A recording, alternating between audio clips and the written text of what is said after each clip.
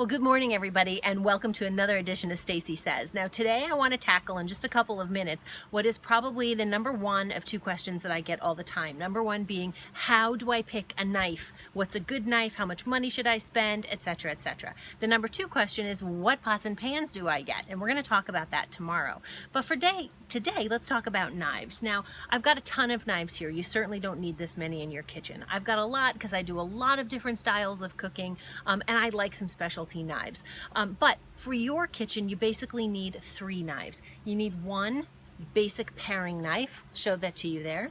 You need one, about a 6-inch chef's knife. And then if you can handle it and you like it, you're going to want one big chef's knife. Now, you could also throw in a bread knife there, a serrated one. Probably not something that you're going to use very often, but those really are the three workhorses of your kitchen. Now, what to look for in a knife? The number one rule of thumb I tell people is spend as much on a knife as you can afford, because it's a tool. And if you're only buying three, even if you pay $100 a pop, which is a lot, you really don't have to spend that much, especially if you know where to shop. You can get some really good knives at good prices. But what to look for in a knife? Well, these happen to be Wüsthof. I'm not plugging them. I just happen to really like this knife. It's a German knife, and I'm going to show you the big one just because it makes it a little bit easier to see on camera. But I love the way it feels in my hand. It's really well weighted, and the reason it's well weighted is because of what's called a full tang knife. Now, I want to show this to you here.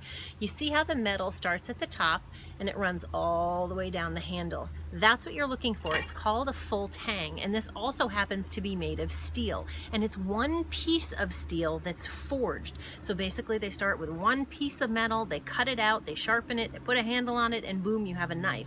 A lot of these lesser expensive knives are what's called stamped, where they take a piece of metal and they ka-ching, and boom, out comes a knife, and that's not what you want. The second thing is the handle, and there's a bunch of different kinds of handle sizes and styles that are on there. This is a classic. It fits in my hand really well. I tend to have a little bit larger hands. If your hands are bigger, then get one that works with you. And the same thing if it's smaller. You don't want this to slip. You want to be able to get a good grip, and you want to be able to chop effectively. And the same thing goes even with the smaller knives, like the paring knives. You'll see it's the same construction. It's still got a great weight, even though it's much, much, much smaller, and I can handle this really easily. The last thing that you want to pay attention to is what it's made out of. So I mentioned before about the difference between steel and it being stamped or forged. There are also great knives out there that are ceramic, and this brings us into my last point, which is how to be able to sharpen your knife. A ceramic knife, they're really great, but they're really fragile. They're razor sharp for about the first 6-8 months when you use it, and then when it needs to be resharpened, you have to send it back to the company. Versus a steel blade knife, which you can sharpen yourself. And I promise in the not too distant future, we'll do a whole video series on how to sharpen your knives, because it's not as difficult as you may think.